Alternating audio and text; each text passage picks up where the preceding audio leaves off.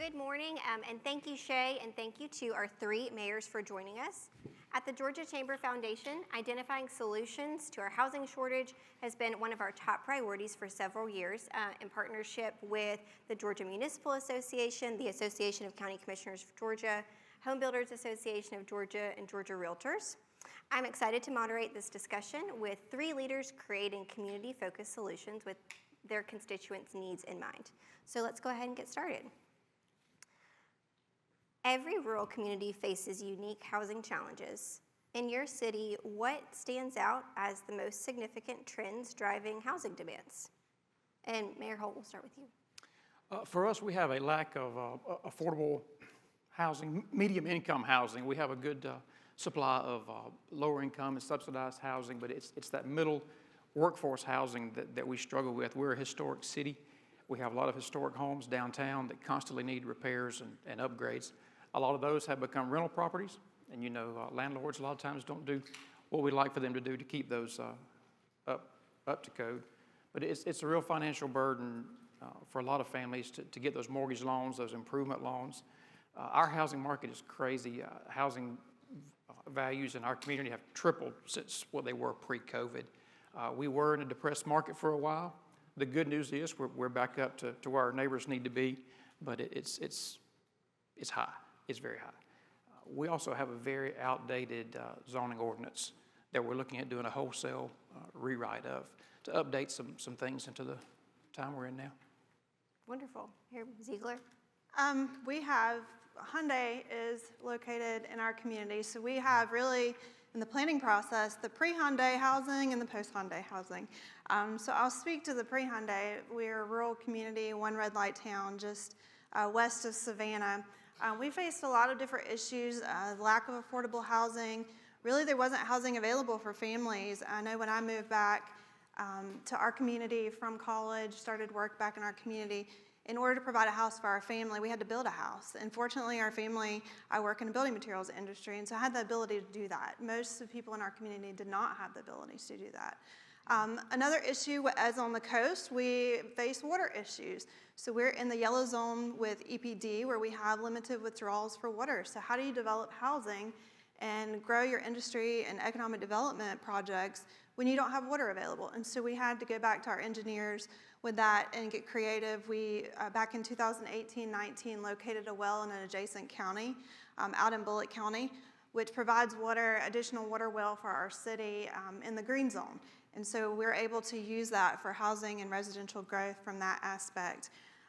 During this time frame, before Hyundai, we went under consent order with our wastewater treatment facility. So we were already at capacity in that sense, and a lot of that was stormwater coming into old pipelines. And so we were able to get a community development block grant to go in and line those pipes while we were under that consent order to prevent stormwater from coming in, and as we prepared to expand our land application system and to build a mechanical plant, which we just awarded the bid for on that. So this is all pre-Hyundai, lack of affordable housing, not having housing for the workforce, not having senior housing, similar to what Mayor Holt's talking about. And then post-Hyundai, that's a whole nother scenario. Yeah. We're on the opposite end of the spectrum. Absolutely. Mayor Wimbush. I think for us, we unfortunately are the community in Southwest Georgia who recently experienced the loss of Georgia Pacific, which is where I was personally employed. So where we had began to figure out and assess what the housing needs were, I think the greatest thing now, our mind is shifting to recovery from losing one of the largest employers within our community, which creates an opportunity for us to have a more direct conversation, to go back kind of to the foundation of how do we reestablish with what's remaining in our community, but assessing it to the degree of determining the financial aspect of what's the median income level of the households within our community. Absolutely. I think y'all all talked about assessing your needs, assessing what's in your community, and how you can really be responsive. But you've kind of started to touch on this. Mayor Wimbush, we'll start with you. You've each been working on solutions locally. Can you share an example of a project or an approach in your community that's helping to expand your housing stock, and what might other communities learn from what you've been doing? Well, we learned a few years ago of a program in partnership with DCA, the GIG program. Yeah. We made application the first year. We were not successful at being selected, but the second year, once we got selected to become a GIG community, started out as a freshman. We had a coach who mentored the housing team that went to actually not only the summits that they host, but also they come into our community. So by becoming a GIG community, not only at the assessment of the housing level, but we learned how we become marketable to the developers. What are they looking for when they come into the community? So one of the greatest things that we started was a community cleanup. Before you can get new growth in, you have to kind of assess, and appetite is appearance. So we began the process more now, focusing on cleaning up to have more of a direct lens of who's looking at us, of what we have to offer to them. Absolutely, addressing that infill and how can you kind of make the improvements to the. Yes, ma'am. Yeah. And I guess a success story is we took a home that we purchased, and it sat vacant, a burnt home. We took that and we got with the local, put it out for bid, but locally we had someone who, I wish I could have had some pictures, who purchased that home. Yeah. And will either make it a good workforce house rental or with a rental with the intention to purchase Wonderful. in the near future. That's really exciting. Mayor Zeigler? The GIG program was also instrumental in our community. 2013, we started the program, so a little over a decade ago. 2013 to 15 is a 3-year program that you go through. Taking your team, we have one of the largest teams, I think, in the history of GIG. We had 30 people that we were taking to these conferences, and these were partners from all across our community. They were nonprofits, they were private businesses, government organizations, Georgia Southern University, we had a partner from there, the military, went to these conferences with us. I remember sitting in the first conference and they start talking about all these DCA programs, your low-income housing tax credit projects and CHIP projects. We have a $4 million budget between our general fund and our wastewater, water and sewer fund. So it's not a large budget when you talk about budgets. And I remember sitting there thinking, there is no way on God's green earth that we're going to be able to bring in a low-income housing tax credit project or attract a developer to our community. We just don't have the funds for that. And I had some developers that were sitting on that. They were with us at that conference. We had bankers at that conference with us. And we just all looked at each other. And I remember sitting at dinner, we talked about this. There's no way. And lo and behold, after the first year, our sophomore year, we had a developer contact us with low-income housing tax credits. And so we ended up putting in a $10 million low-income housing tax credit project in our community for workforce housing. That came followed by a $13 million senior housing development not long after that. And then we were applying for Community Home Investment Program, which is new construction housing for our community. Since the GIG program, we track the amount of funding in our community as a direct impact. We've had over $55 million in grants over a 10-year period and over $99 million in investment in our community in a 10-year period from 2013 to really 2022 before Hyundai was announced. So that's a huge impact on our community as a small community with a $4 million budget. Never would we have had that kind of investment in our community had we not had those partners in place and that technical assistance that was provided to us by UGA, DCA, and the Georgia Municipal Association. Wonderful. We had a very active redevelopment program where we would take the burnouts and the blights, and over 700 properties were addressed through demolition, then partnering with private developers to rebuild those homes. We currently have a rehab housing grant. Of course, there's never enough money. You always need more money. We recently, through our development authority, partnered with Georgia Tech's Center for Economic Development Research, and they did a housing study for us. Showed us some strengths and weaknesses, and probably most important is they showed us the kind of housing we didn't need to try to put in our community. It was led by our development authority, but our city and the county liked it so much, we have made that a part of our comprehensive plan. So that's our plan for housing for the next 5 years. Our development authority owns a 50-acre tract that we could do a development on. We're looking at partnering potentially with a new employer as an incentive package to have housing for their employees.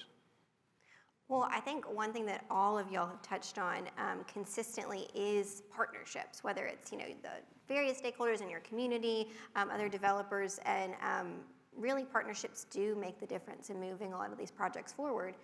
How have you leveraged those partnerships with your private sector in the community on those housing initiatives? And where do you see opportunity to further develop those partnerships? And Mayor Holt, we'll start with you.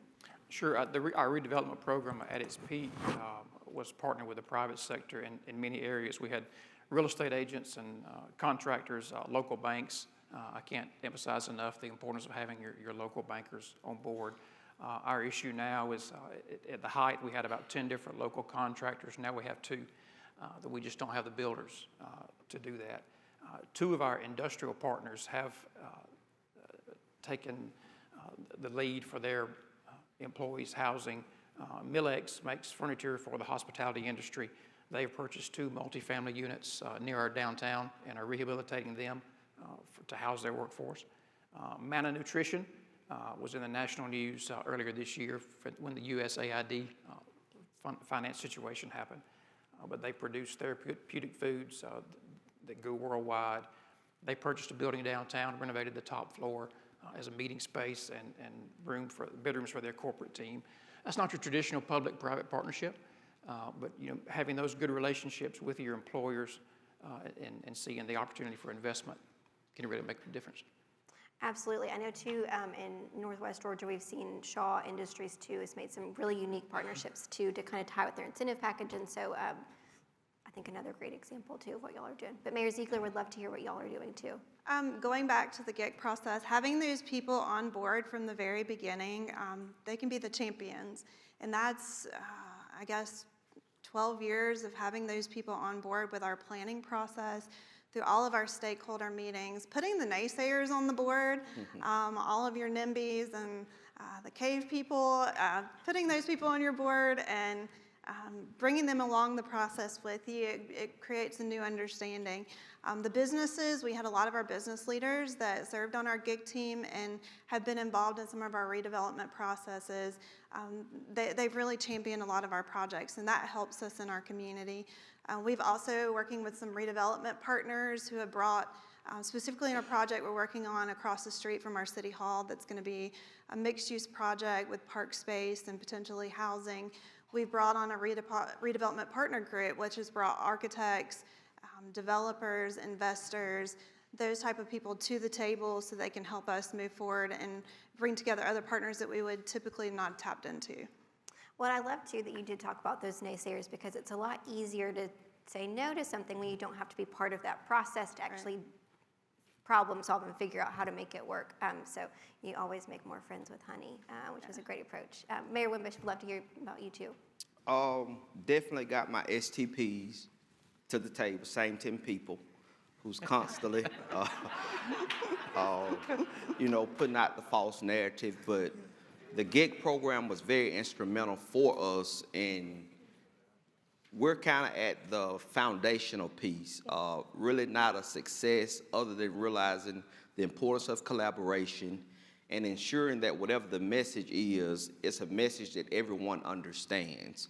One of the worst things we could do is not go in and look at our ordinances and realize that it served its purpose when it was put in place, but now we need to have a strategic plan, a comprehensive plan to enhance what we have now, because the baby boomers, their mindset of housing is nowhere in the architect of any of our ordinances. So you have to be intentional to ensure that you have things in place, that you are looking at it from what the makeup of your community is, all encompassing of all the components. Absolutely. And again, y'all have all kind of started to touch on this different pieces, but certainly housing ties directly to your workforce, your economic growth. Of course, you're trying to be responsive to your constituents, and they're directly employed with those employers. How are housing needs affecting your ability to attract and keep workers and businesses? And where can the business community aid your efforts as you develop housing projects? Mayor Wimbush, start with you. Well, it's definitely a conversation that's being had, but I think we have the latest the last time that we had a new developer in Blakely was 1963, and that's when the paper mill came in. So if you look at the inventory that we have a good aged inventory, but when you look at the market rates and what people are willing to pay, you're not going to pay $175 to $225 for the home, and your wife is not going to allow you to put $75,000 aside for renovations. So what we have to do is we have to really be intentional with ensuring that our workforce, we understand the needs. Unfortunately, the stats that we show is likely going to put us at the median income of $50,000, but that had to be Georgia Pacific. Yeah.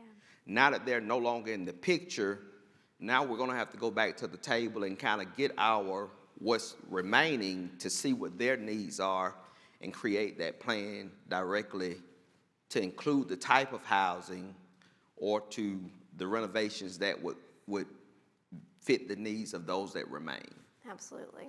It's that timeline that renovation takes to get done. That's the problem here. Mayor Zeigler, we'd love to. Yeah, lack of housing, of course, makes it difficult to attract businesses, but it's also the chicken or the egg, which came first.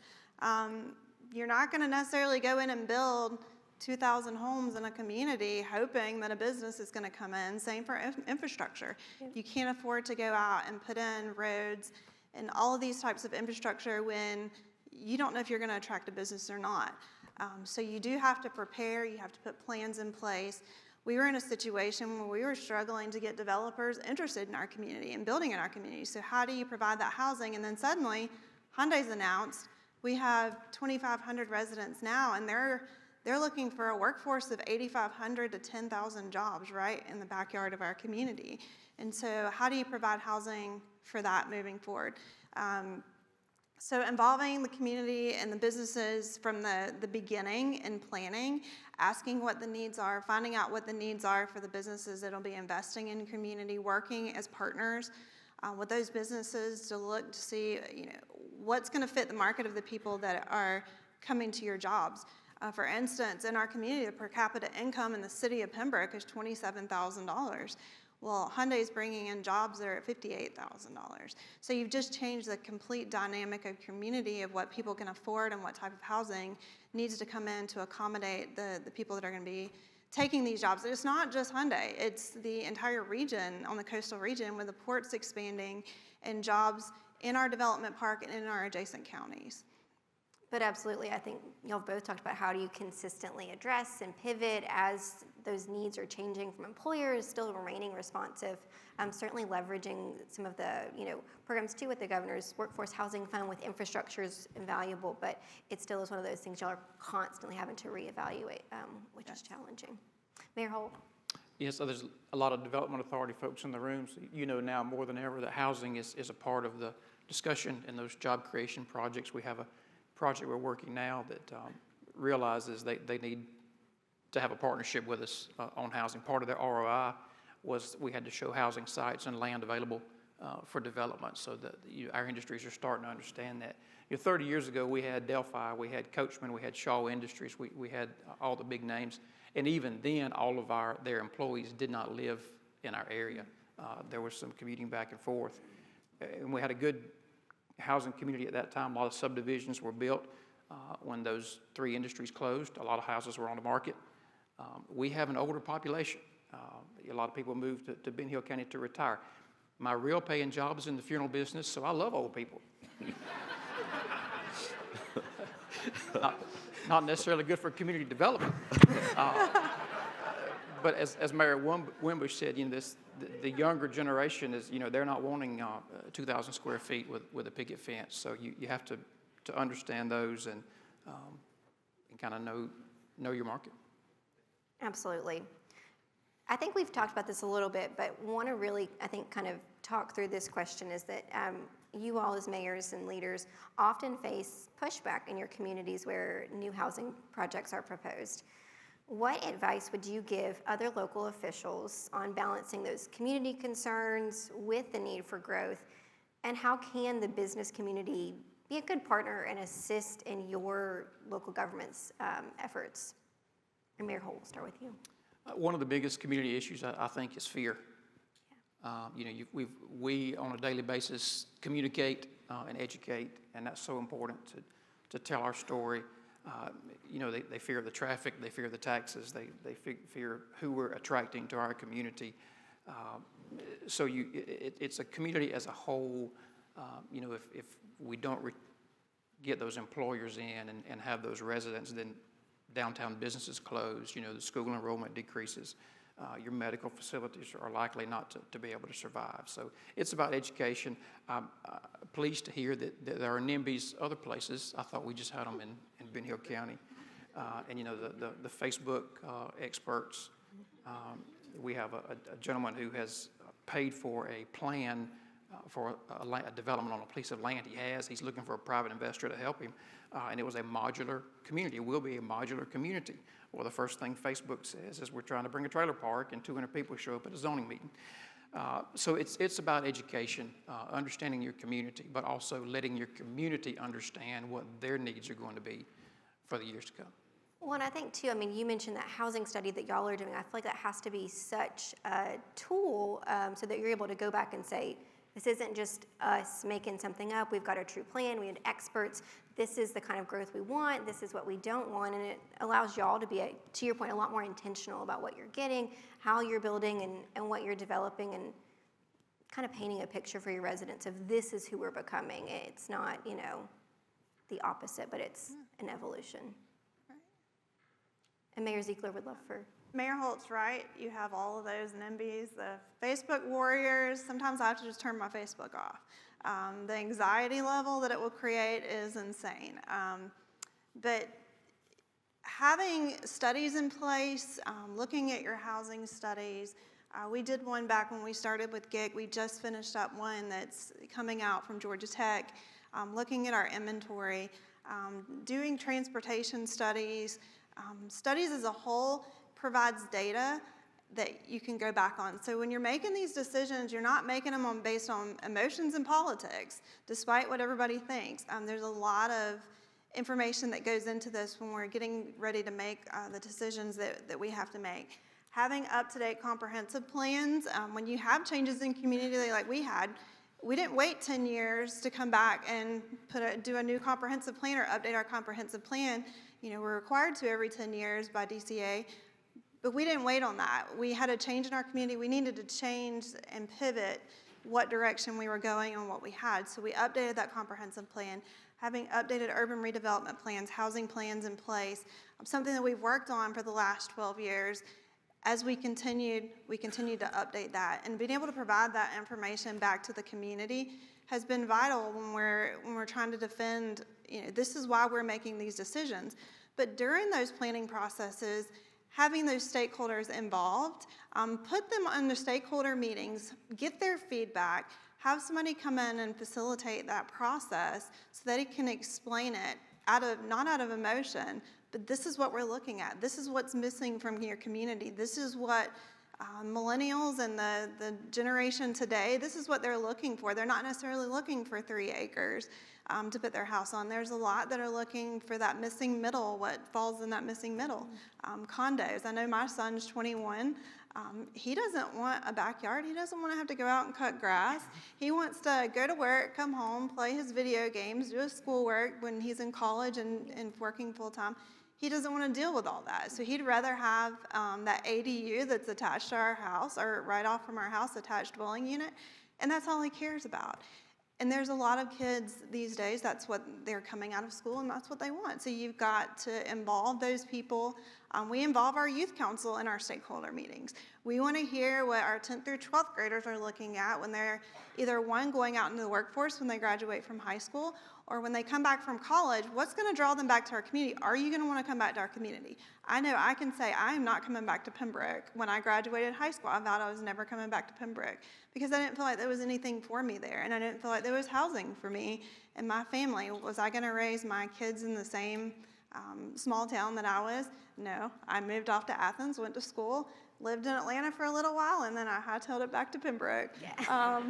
And I'm raising my kids there, and I enjoy it, and it's something that I can come back to. So you have to take all that into mind when you're making these decisions. You're going to get a lot of pushback, but when you have that data and you have these people involved in those meetings, it makes it a little easier to make those decisions. Yeah. Mayor Wimbush. I take everything that they say, and I say for us, we had a lot of major components missing at the time that I took office. We didn't have an economic development director. We didn't have a DDA. So not only when she came on board, but she brought us out of the Stone Ages. So really, we just got all of the foundational pieces so that we can get the data, so we can have what we need. And one of the greatest components is the education. Because when you're in the political realm, it's not hard to get elected, but then when they evaluate you, you have to have the courage to, the same people that put you in office, you have to have the ability to say, this is why we're going in this direction. The educational component will bring resistance, but however, if you can navigate through it and you can show, because for my community, the hardest thing is what we're trying to do has never been done. Yeah. We've never had this approach.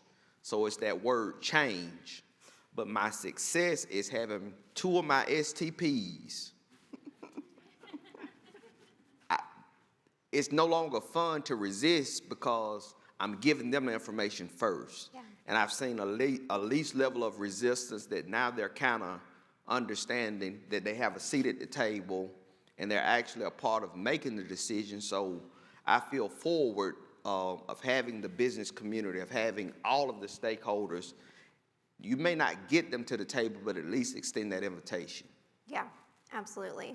And I think one thing too, when we went through our exercise with that stakeholder group I mentioned, one thing that came that the county commissioners and mayors said is, you know, as an employer, if you can kind of just be at some of those community meetings too and explain, this is what, you know, we as business A are doing in your community. This is why we're going to need, you know, more housing options for our, you know, community members, for our employees. It really is something that can be a tool so that it's someone else in the room not kind of spinning that same negative narrative. And it was a great takeaway for us of how we could be a better partner with our local officials. So we've got just time for one more question, quick response. But looking ahead, what new ideas, whether it's zoning changes, financing tools, grant programs, do you think hold the most promise for growing housing in rural Georgia? Mayor Wimbush, we'll start with you. Take what you have on the books and ensure that you're in compliance. We shouldn't have ordinances on the book if we're not going to enforce them. If we need to make the appropriate changes, make the changes that we need to make, but we need to come back to the table every 3 months. We need to somewhat so assess what we're utilizing, how effective is it, and if it's not effective, get the change. We just put a blight tax into place and never give it to the media to give the spin because they did it incorrectly. But however, assessing what we're doing and keeping the public informed in regards to if we're changing, this is why we're changing because we've tried this and it's not working. Absolutely. That education is constant. Mayor Zeigler? Yeah. Mayor Wimbush is correct. Making sure your ordinances are in place to move forward. As a small community, it's hard. You may not have the staff in place to go through all of those ordinances. So looking at other cities, working together with other cities in partnerships, rip off and replicate. Take what's working well with cities across the state, whether they're small, medium, large. Create your own. Working together to get those ordinances changed and making sure that you have the standards in place that you want as far as seeing your community move forward. Do you want to see this type of housing or do you want to see that type? What do you want to see when you have planned unit developments come in? Do you want to have standards in place whenever these developers come before you? Because you're not going to have time to change it once this process starts. And I can tell you, we've been planning on steroids for the last year, and trying to get everything in place has been extremely difficult on our staff and with our partners. So having that in place, even when you don't have a lot of growth going on, is extremely important. And go to these communities that you are seeing growth and they're seeing these changes, and find help through that. And the same with the business community. Having them involved and helping them understand what's going on from their perspective is extremely important. Absolutely. Mayor Holt, you'll have the last word. Yes, rural Georgia is full of, vacant historic buildings, but our zoning just doesn't allow us to do anything. So, changing those zonings, getting some mixed use, the metro area does that a lot better than rural Georgia.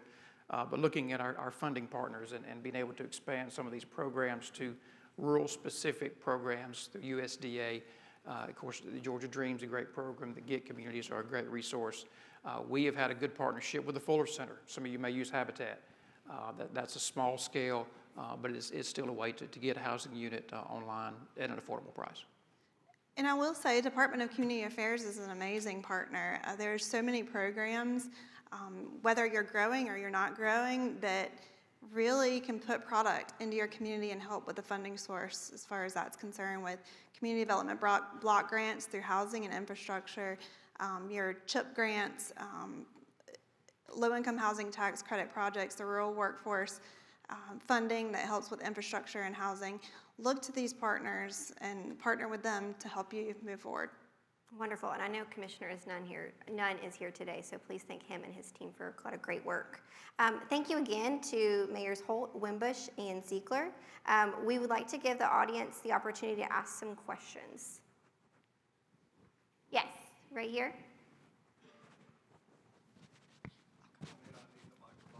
I'm Earl Denham with the Stafford School District at ABAC. Do any of you use the land bank to reclaim the dilapidated houses that you have in your neighborhoods, or people that may be delinquent on their taxes?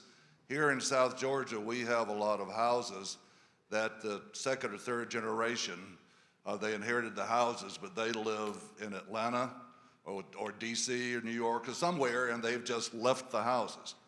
And so the land bank is a mechanism for, if you establish it like we did in Osceola, what you can do is reclaim those houses that are dilapidated and disrepair, or they are very delinquent on their taxes, and you give an opportunity for a developer in your community to acquire that house and put it back into real use and put it back on the tax books.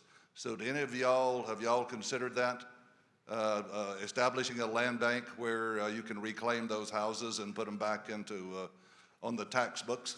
My county commission chairman is here, so we'll thank you for the opportunity to address the Land Bank Authority, Mr. Chairman.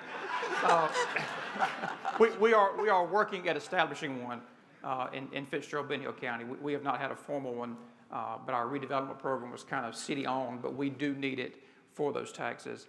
Another thing, and it's not unique to us in rural Georgia, is the air property, where it just passes from generation to generation. Now you got a home downtown that 17 people own, and 12 of them don't talk to each other.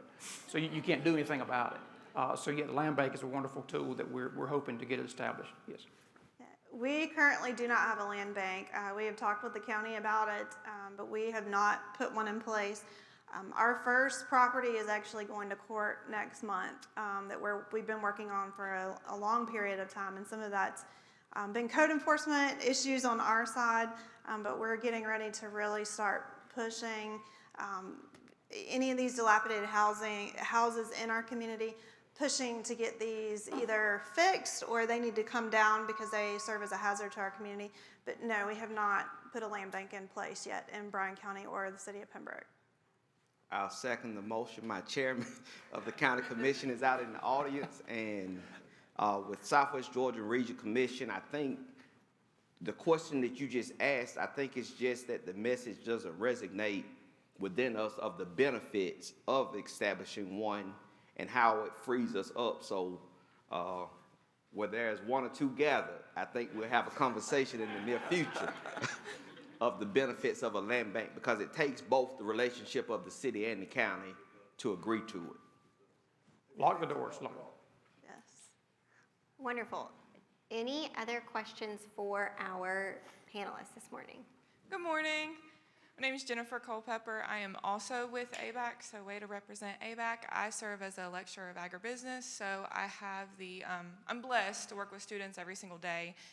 One thing that we often chat about, whether it's in the classroom or outside of the classroom, is affordable housing. So a lot of these students are going back to their rural communities, or maybe they're local, How do we convince these young folks to go back to their rural communities after receiving a degree, whether it's tech school, whether it's from UGA, ABAC, wherever? How do we convince them to go back to their rural communities whenever housing prices are kind of ridiculous and taxes are also ridiculous? How do we keep them in the rural communities and not going to Atlanta where they can make a ton more money? If we figure it out, we'll bottle it and sell it. No traffic. Now, we have traffic this time of year with the peanut trailers, and we're proud for that. I think being open to different types of housing for us, and I go back to our outdated zoning, but again, have tiny house communities, modular homes, not mobile homes, not trailer parks, but modular homes that have a lower construction cost and a quicker turnaround. But really understanding what our young folks want, and it's not what we grew up with, what our parents wanted, but being able to adapt and having the structure in place where your community will accept that and approve that. I think it's critical to get the feedback from our young people. Like I said earlier, having our youth council on board. Something we haven't brought into play is the college students that have moved away and are in college. What do you want to see? What would draw you back to our community? I will say, coming back to a smaller community, I feel like I've had the opportunity to have a greater impact because sometimes you can do greater things in a smaller community than you can do in a larger community. We're intimately involved in the economic development process. We're intimately involved in the housing process. And I really think as far as impact on your community, through leadership, through serving others, you have to look at it from that aspect too. How can your business, and going back, putting businesses in your community, how can you build your community with the knowledge that you have from college? And again, understanding that it's not always what it has been. We have to not fear change. Changing up the models of housing that you're putting in your community. We've never had planned unit developments. That's something that we're going to be adding to our community, where we have additional green space, where we have amenities, putting in cottage court housing, mixed use housing. All of those types of things that fall in that missing middle and the types of things that we're not accustomed to in a rural community, we've got to be open to that. And we've got to be open to what the current generation is looking for in order to draw them back to our communities. Absolutely, and I feel like as a millennial too, we're like old school with what Gen Z is asking for, so lots of change. Mayor Wimbush? I just piggyback off of what they stated. It's important. I don't think I got to the position I got to without the support of those young voices. And they don't like talk. They kind of want to see results. So I think it's important that we navigate towards this element of change and we figure it out, because of all of what's at stake with most of us. I left at 18 with no intent of returning. And I think that's the message with most young people. Sometimes, like the prodigal son, we do life, but there's no place like home when the reality strike. So beyond the words, I think it's important that we stay intentional, and it doesn't have to be a large development, but of some sort that we ensure that that's in the comprehensive or strategic plan. Absolutely.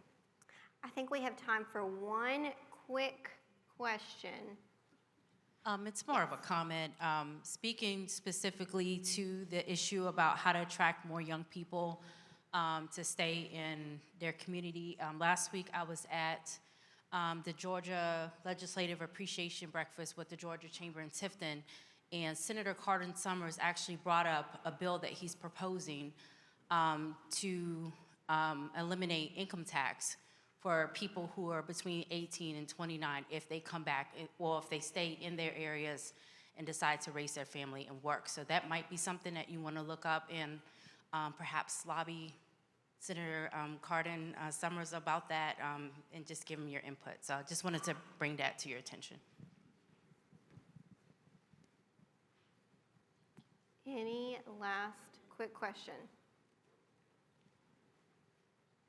Well, again, a big thank you to all those questions and to our mayors. I think the leadership y'all provide in your communities is so integral, and we cannot say enough thank you for all that you take on behalf of this community. So please, a big thank you.